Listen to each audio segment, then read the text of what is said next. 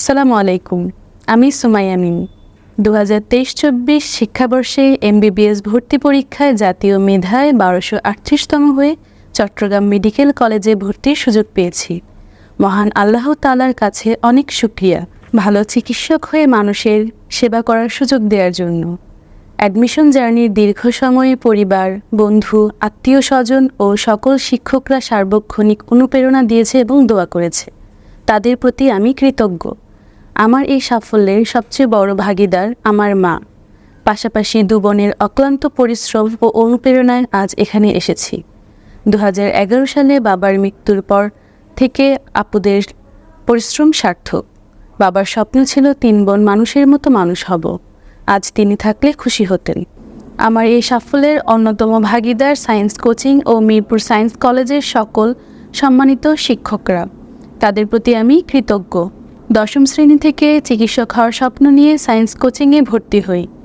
প্রথম দিনেই শ্রদ্ধেয় শিপন স্যারের সাথে সাক্ষাতে স্যার বলেন, সুমাইয়া তুমি চিকিৎসক হবে। স্যারের এ কথা আমাকে অনুপ্রাণিত করে। আলহামদুলিল্লাহ, আল্লাহ কবুল করেছে।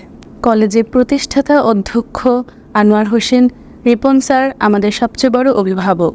যেহেতু আমাদের অ্যাডমিশন সময়টা খুবই কম, তাই কলেজের প্রথম দিন থেকেই একাডেমিক এবং অ্যাডমিশন কোচিং ফ্রিতে করানো হতো। এছাড়াও আমাদের বেসিক টেস্ট এক্সাম নেওয়া হতো। অ্যাডমিশন টেস্টের অনুরূপ বেসিক টেস্ট নেওয়ার কারণে আমাদের পূর্ব থেকেই অ্যাডমিশনের প্রশ্ন সম্পর্কে ধারণা ছিল, যেটা আমার জন্য খুবই উপকারী ছিল।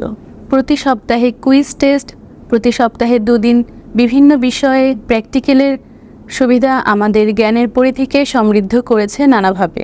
এক কথায় মিরপুর সায়েন্স কলেজে ভর্তি হলে কলেজের বাইরে অন্য কোথাও অর্থ দিয়ে কোনো শিক্ষার্থীকে কোচিং বা প্রাইভেট করতে হবে না। নতুনদের জন্য কিছু না বললেই নয়। স্বপ্ন পূরণের সুযোগ কাজে লাগানোর জন্য সর্বোচ্চ চেষ্টা চালিয়ে যেতে হবে। তোমার চেষ্টা এবং দোয়া তোমার ভাগ্য পরিবর্তন করবে ইনশাল্লাহ।